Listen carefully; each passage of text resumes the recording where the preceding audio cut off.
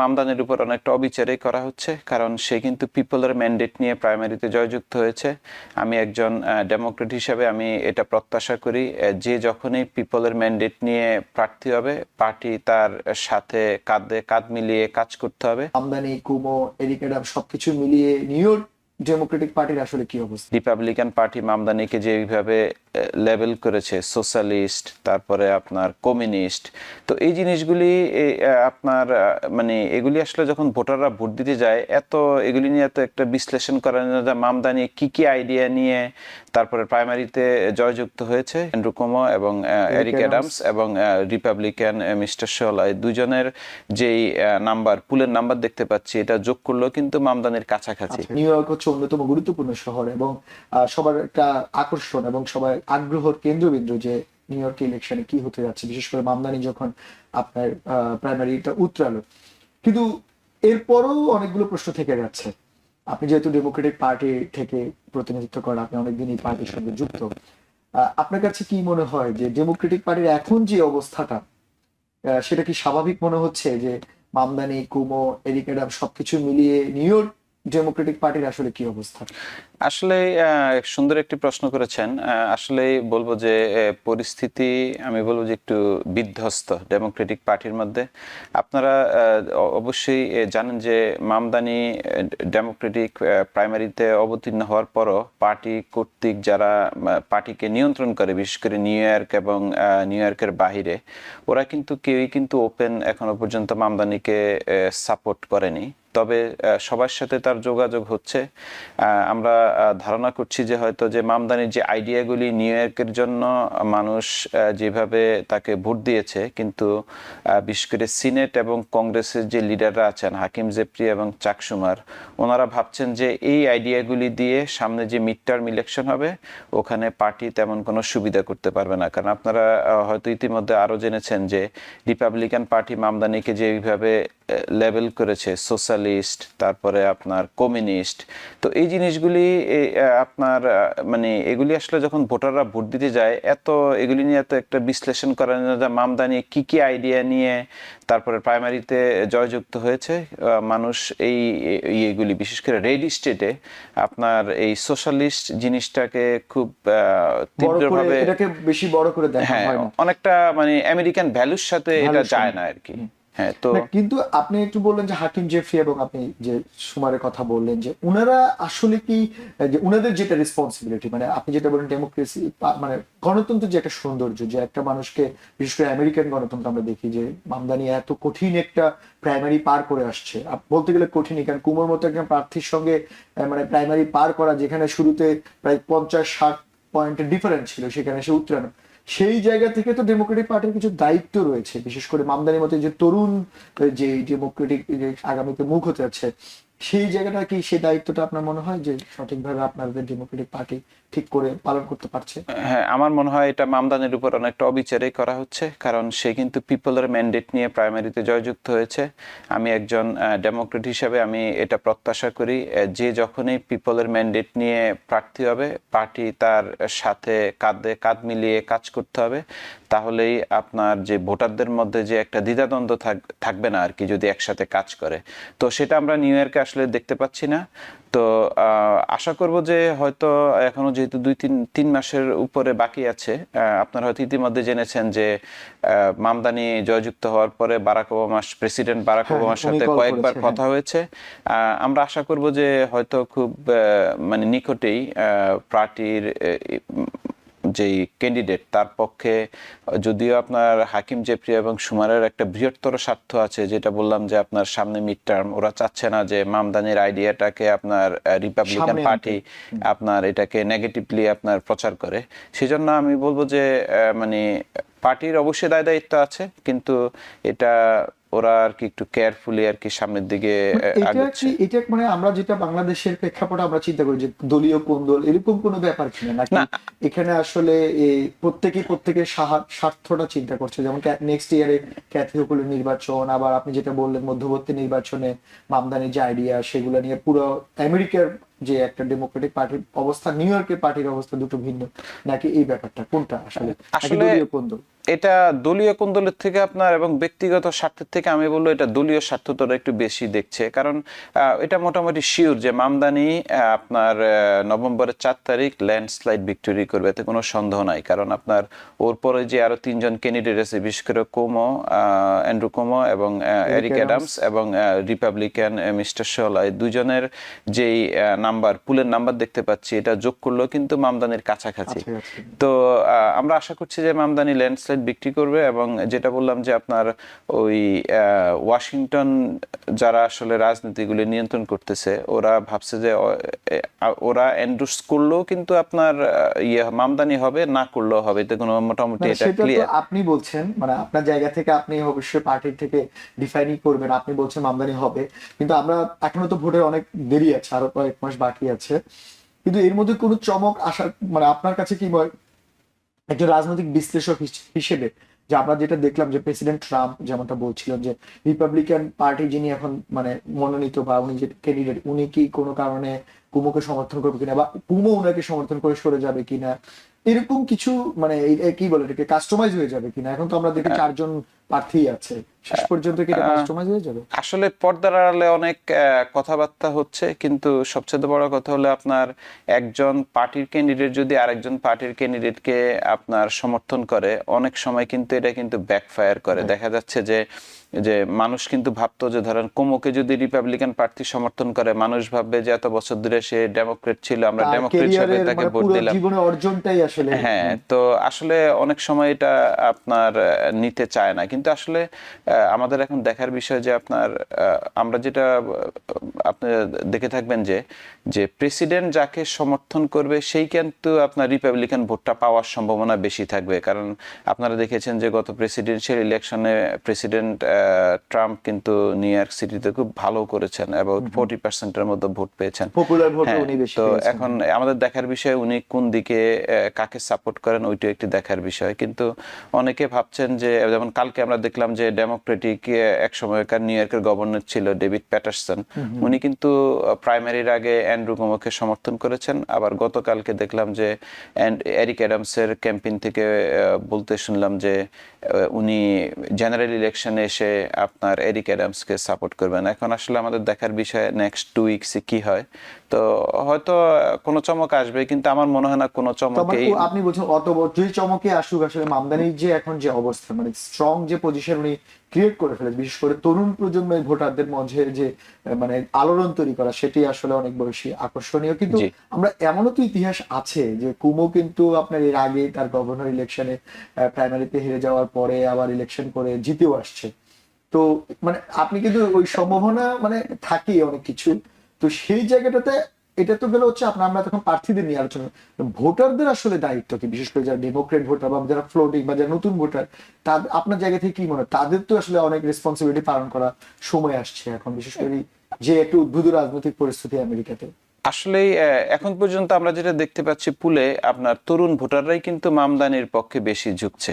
তো সেই হিসাবে আমরা ধারণা করতে পারি যে, আর আপনারা জেনে থাকবেন যে জেনারেল ইলেকশনে কিন্তু আপনার বেশিরভাগ ভোটারই কিন্তু পার্টি লাইনে ভোট দেয়। আপনারা যদি ব্যালট যদি দেখে থাকেন যে একটা লাইন পুরা টপ টু বটম থাকে ডেমোক্রেট, তারপরে রিপাবলিকান, তারপর আরেকটা লাইন থেকে কনজারভেটিভ, আরেকটা লাইন থেকে ওয়ার্কিং ফ্যামিলি পার্টি। সো এখানে বেশিরভাগ যেহেতু আপনার বিশেষ করে এই নিউ ইয়র্ক সিটিতে প্রচুর ডেমোক্রেট, এবং আমাদের বিশ্বাস যে মানুষ যখন ভোট দিবে ওরা ডেমোক্রেট লাইনে ভোট দিবে। সেই হিসাবে যেহেতু মামদানি প্রাইমারি অবতীর্ণ হয়ে আপনার প্রার্থীর ক্যান্ডিডেট হয়েছেন, তো মামদানির সম্ভাবনাটা আমরা বেশি দেখছি আর কি। আমরা তো এতক্ষণ মানে আলোচনা করলাম আপনি মামদানি ব্যাপারটা সম্ভাবনার ব্যাপারে, কিন্তু অনেকেই অভিযোগ করেন, আমি বিশেষ করে রিপাবলিকান যারা রয়েছে আপনাদের প্রতিদ্বন্দ্বী, তারা অনেকেই বলছেন যে মামদানি যে আইডিয়াটা নিয়ে আসছে সেটা আদৌ ইমপ্লিকেবল কিনা, বা নিউ ইয়র্কের মতো সিটিতে এটা কাজ করবে কিনা। কারণ উনি যেমন ফ্রি গ্রোসারি, যেমন অ্যাফোর্ডেবল হাউসের কথা বলছেন, জবের ক্রিয়েটের কথা বলছেন, এগুলো আসলে কতটা চ্যালেঞ্জ হবে? কারণ আপনি এরই মধ্যে জানেন অনেকগুলো বিলিয়নিয়ার যারা রিচ পার্সন ব্যবসায়ী, তারা কিন্তু কোনো না কোনো ভাবে মামদানির বিরুদ্ধে অবস্থান নিচ্ছে। আমরা নামও বলতে পারি, বিল অকম্যান সহ অনেকেই আছেন। এটাতে আসলে উনি চ্যালেঞ্জে পড়বে কিনা যদি উনি জিতেও যান? অবশ্যই চ্যালেঞ্জের মুখে পড়বেন, কারণ হলো যে আপনার ওনার যে প্রত্যেকটা আইডিয়ার সাথে কিন্তু আপনার অর্থের একটা সংশ্লিষ্টতা রয়েছে। অর্থগুলি কিন্তু বেশিরভাগ ক্ষেত্রে আসে নিউ ইয়র্ক স্টেট হয়ে। সো নিউ ইয়র্ক স্টেটের দায়িত্বে আছেন আমাদের যে ক্যাথি ওকাল, উনি কিন্তু পরিষ্কারভাবে বলে দিয়েছেন যে উনি কোনোভাবেই চান না যে আপনার বিজনেসের যে ট্যাক্স এটা ইনক্রিজ হোক। এবং সেকেন্ড কথা হলো যে আপনার আরেকটা হলো যে আপনার এমটি এর বাস ফ্রি, এবং এই টাকাটা কোত্থেকে আসবে। সো এমন অনেকগুলি আইডিয়াই কিন্তু আপনার যে পার্টির যে স্টেটের লিডারশিপ ওদের সাথে কিন্তু এটা কন্ট্রাডিক্ট করে। আর আপনারা আরেকটা জিনিস জানবেন যে আপনার ট্যাক্স কিন্তু বেশিরভাগই আপনার দেয় বিগ বিজনেসরা। এখন বিগ বিজনেসকে আপনি যদি ট্যাক্স ইনক্রিজ করেন, ওরা যদি নিউ ইয়র্ক সিটি ছেড়ে চলে যায়, তাহলে এই টাকাগুলি আসবে কোত্থেকে? আরেকটা জিনিস বলেছেন যে আপনার 5টা বড়োতে আপনার সিটি ফান্ডেড গ্রোসারি দিবেন, এবং এটা কিন্তু মানে হিউজ একটা অ্যামাউন্টের ব্যাপার। এটা কিন্তু ধরেন আমরা মানে সাধারণত ভাবি যে একটা কস্কো কিংবা একটা বিজিএস এর মতো একটা সুপার শপ, এটা কিন্তু যদি আপনি যদি চিন্তা করেন একটি বড়োকে সার্ভ করার জন্য এটা কিন্তু বিশাল আকারের একটা জায়গার দরকার, জায়গার প্রয়োজন, হ্যাঁ, তারপরে আপনার লোকবলের প্রয়োজন, এবং এটার সাথে হলো যে পয়সা একটা ব্যাপার আছে। সো সবকিছু মিলে আসলে 4 বছরে এটা কতটুকু সম্ভব এটাও কিন্তু আসলে পুরোটা দেখার না বিষয়। হোক, কিছুটা হলেও তো মানে জনগণ উপকৃত হবে। এবং সবচেয়ে ব্যাপার, এই আইডিয়া গুলো কিন্তু আপনি যেটা বলছিলাম যে জনপ্রিয় এবং প্রয়োজনীয়। হয়তো আপনি বলছেন এটাকে বাস্তবায়ন করাটা একটু কঠিন হবে, বাট কিন্তু এগুলো তো আসলে প্রয়োজনীয়। মানুষ আসলে নিউ ইয়র্কের সিটির দুটো রূপ, একটা আপনি তো নিজেই জানেন যে একটা হচ্ছে অনেক সবচেয়ে বেশি মিলিয়নিয়ার বিলিয়নিয়ার নিউ ইয়র্কে থাকছে, আবার আরেকটা পার্টে দেখা যাচ্ছে নিউ ইয়র্কে অনেক বেশি মধ্যবিত্তরও বসবাস, নিম্নবিত্ত মধ্যবিত্ত। তো দুটো যে বৈষম্য, এটাকে তো সমান করা বা ঠিক করাও তো একটা চ্যালেঞ্জ থাকবে পরবর্তী মেয়রের জন্য যিনি আসবেন। হ্যাঁ, এখন যেটা বললাম যে আপনার আপনার অবশ্যই আপনার একটা সমতা, এটা উনি এই গ্রোসারিতে আসলে তেমন কোনো সমতা উনি আনতে পারবেন না, কিন্তু গ্রোসারি দিলে হবে যে আপনার যদি কম মূল্যে মানুষকে খাবার বিতরণ করতে পারে, যারা নিম্ন বিত্ত আছে, যাদের আপনার খুব সীমিত আয়, ওই ফ্যামিলিগুলি হয়তো আপনার উপকৃত হবে। তো যে জিনিসটা বললাম যে আসলে এটা ওই 1-2 বছরে এটা মানুষ সেভাবে উপকার পাবে না। তবে রেন্টের ব্যাপারে যেটা, এটা কিন্তু মেয়রের হাতে, সে কিন্তু চাইলে এটাকে এক্সিকিউটিভ অর্ডার দিয়ে আপনার এগুলি রোধ করতে পারবে। এছাড়া বিশেষ করে আরেকটা জিনিস হলো যে আপনার এনওয়াইপিডির যে ল এনফোর্সমেন্টের, এটাও কিন্তু সরাসরি মেয়রের আন্ডারে। তো এখানে আসলে কয়েকটা ভাগে আছে। আর আসলে মানুষ যখন আপনার ভোট দেয় তখন কিন্তু তার প্ল্যানের ডিটেলস গুলি দেখে না খালি, যেমন আপনার বলে যে টপ এই যে লাইনগুলোই এই জি বুলেট পয়েন্ট গুলি দেখে। তো সেই হিসাবে বললো যে তার আইডিয়াগুলি নিউ ইয়র্কের মানুষের আসলে দৈনন্দিন কি বলবো যে সুযোগ সুবিধা নিয়ে সে কথা বলেছে, সেই জন্য সে ভোটারদের মন জয় করতে পেরেছে, এবং প্রাইমারিতে আমরা দেখেছি আপনি বিপুল যেহেতু পরিমাণে পুলিশের কথাই উঠালেন, এনওয়াইপিডির কথা আমরা দেখলাম যে আমাদের যে বাংলাদেশি লিডারের মৃত্যুর পরে কিন্তু মামদানির একটা টুইট বা একটা, আপনি জানেন এক্স হ্যান্ডেলে যে লিখলেন ডিফান্ডিং এনওয়াইপিডি, এটা কিন্তু অনেক ভাইরাল হলো এবং আলোচনায় আসলো। তো এই জায়গাটা আবার অনেকেরই প্রশ্ন, বিশেষ করে আমরা, আপনিও জানেন, আমরা যারা চলাফেরা করি নিউ ইয়র্কে, অনেক মানুষের কিন্তু আইন শৃঙ্খলা নিয়ে খুব উদ্বিগ্ন। তো এই জায়গাটাতে কি মামদানির কি মনে হয় যে উনি ভোটের আগে এই জায়গাটাকে সরে আসবেন, বা উনিও আইন শৃঙ্খলা, উনি যদিও বা উনি বারবার বলছেন উনি প্রথম প্রায়োরিটি থাকবে উনি আইন শৃঙ্খলা নিয়ন্ত্রণ বা এগুলোকে ঠিক করা, আপনার কি মনে হয় এই জায়গা থেকে কিছুটা সরে আসবেন? আসলে এটা ইলেকশনের আগে আমার মনে হয় এটাকে এইভাবে সরে আসাটা ঠিক হবে না, কিন্তু আপনাকে এটার অল্টারনেটিভ আর একটা আইডিয়া দিতে হবে যেন আপনার ডিফারেন্ট পুলিশ যেটা বলেছেন সেটাকে কাভার করা সম্ভব হয়। কারণ আপনি জানেন আসলে এটা শুধু মামদানির, জোরান মামদানির একার কথা নয়, এটা কিন্তু একটা প্রগ্রেসিভদের একটা স্লোগান ছিল। এই স্লোগানের কারণেই কিন্তু আপনার মিড টার্মে কিন্তু আপনার ডেমোক্রেটদের ভরাডুবি হয়েছিল, কারণ এটা রিপাবলিকানরা খুব ভালোভাবে প্রচার করেছিল, এবং বড় বড় সিটিগুলিতে, বিশেষ করে নিউ ইয়র্ক, তারপরে ফিলাডেলফিয়া, তারপরে লস অ্যাঞ্জেলেস সিটিগুলি, বড় বড় ডেমোক্রেটিক সিটিগুলিতেই কিন্তু আপনার ক্রাইমের অবস্থা খুব খারাপ ছিল। মানে আপনার মানুষ দেখতাম যে আপনার হরহামেশাই আক্রমণের শিকার হতো। তো তখন কিন্তু রিপাবলিকান এটাকে খুব ন্যাশনাল ওয়াইড ভালোভাবে প্রচার করেছে, ডিফারেন্ট পুলিশের কারণেই আপনার আমেরিকাতে ক্রাইম বেড়েছে। তো আমি আশা করব যে যেহেতু এটা তাদের আসলে একটা একটা গ্রুপের স্লোগান, এটা কিন্তু জোরান মামদানির একার স্লোগান ছিল না, এটা কিন্তু অনেকে বলার চেষ্টা করেছেন এটা কিন্তু এওসির স্লোগানও ছিল। সো এটাকে আমি বলবো যে এটার থেকে যতটুকু সরে আসা যায়, কারণ ডিফেন্স পুলিশ সিটির আইন শৃঙ্খলা রক্ষার জন্য এটা কোনোভাবে একটি ভালো স্লোগান হতে পারে না। আচ্ছা, আমরা আবার একটু প্রার্থীদের ব্যাপারে আসি। যেমন আমি, যেটা আমারও প্রশ্ন বা অনেক সাধারণ ভোটার বা অনেকেই বলছেন যে কেন ডেমোক্রেটিক পার্টির 3 জন প্রার্থী থাকতেছে, যেখানে আপনারাই প্রাইমারি চালু করলো, মানে প্রাইমারির একটা অপশন রয়েছে, উনি জিতে আসলো এত কঠিন করে। সেখানে এরিক অ্যাডামসও বলতে গেলে সাবেক, এখন যদিও উনি বলছে ইন্ডিপেন্ডেন্ট নির্বাচন করে, বাট স্টিল উনি ডেমোক্রেট থেকে মনোনীত। কুমো দীর্ঘদিন রাজনীতি করা, এত কিছু করার পরে ওনারা এখনো মানে শেষ হচ্ছে না, উনি এখনো মেয়র হতে চায়। আর মামদানি তো রয়েছেন। এই জায়গাটাতে আপনার মনে হয় না যে ডেমোক্রেটিক পার্টি তাদের স্ট্রেংথের জায়গা বা পার্টির মধ্যে যে ব্যালেন্স, এটা একটুটা নড়বড়ে? আসলে এটা পার্টির থেকে আমি বলবো এটা তাদের ব্যক্তিগত স্বার্থটা সেটা বেশি। বন্ধ করার দায়িত্বটা তো পার্টির মধ্যে। অ্যাকচুয়ালি এটা একটা ডেমোক্রেটিক প্রসেস। আপনি যেমন বাংলাদেশে আপনার টপ যে নেত্রী নেতা থাকে ওনারা কিন্তু নমিনেশনটা দেয় এবং চাইলেই কিন্তু তাকে বিভিন্নভাবে আপনার রোধ করা সম্ভব যেন সে প্রার্থী হতে না পারে। কিন্তু এখানে কিন্তু জিনিসটা হলো একেবারে ডেমোক্রেটিক প্রসেস, যার মন চায় সে দাঁড়াইতে পারে। এখন এই যারা দাঁড়িয়েছে তারা বুঝতে পারে যে তাদের ফিল্ডের কি অবস্থা এবং আপনার ওদেরকে কারা অর্থ দিচ্ছে, এটা একটা কিন্তু দেখার বিষয়। কারণ যারা অ্যান্টি ইমিগ্রেন্ট এবং আপনার ওরাই কিন্তু বিশেষ করে আপনার মানে যারা আপনার দেখলাম যে আপনার একটা প্রতিবেদনে যে ট্রাম্পকে যারা ডোনেট করতেছে তারা কিন্তু আবার অ্যান্ড্রু কুমোকে হ্যাঁ ডোনেট করতেছে। এবং এগুলি আসলে একটু দেখার বিষয়। আমরা যারা ভোট দিতে যাব নভেম্বরের 4 তারিখ সবাই যেন এই জিনিসগুলি বিশ্লেষণ করে যোগ্য প্রার্থীকে ভোট দেই, যে আপনার আমাদের সবার কাজ করবে। আচ্ছা, ভোটের কথা যেহেতু তুললে না, আমরা দেখলাম যে এবার প্রাইমারি ইলেকশনের মানে আমরা জানি কমিউনিটি ভিত্তিক ভোট এখানে খুবই একটা ফ্যাক্ট করে। আপনি এর আগে আমাদের অনেক অনুষ্ঠানে এসে বারবার এটা বলেছিলেন যে আপনি যদি আপনার কমিউনিটিকে এখানে আলোচনায় আনতে চান, আপনার কমিউনিটি ডেভেলপমেন্ট চান, তাহলে আপনাকে বেশি সংখ্যক আপনার ভোটার উপস্থিত করতে হবে। এবং আপনাদের কথায় অনেকে সাড়া দিয়েছে এবং সবচেয়ে বড় সুখবর যে গত প্রাইমারিতে আমরা দেখলাম রেকর্ড সংখ্যক বাংলাদেশি কমিউনিটির লোকজন ভোটে অংশ নিয়েছে।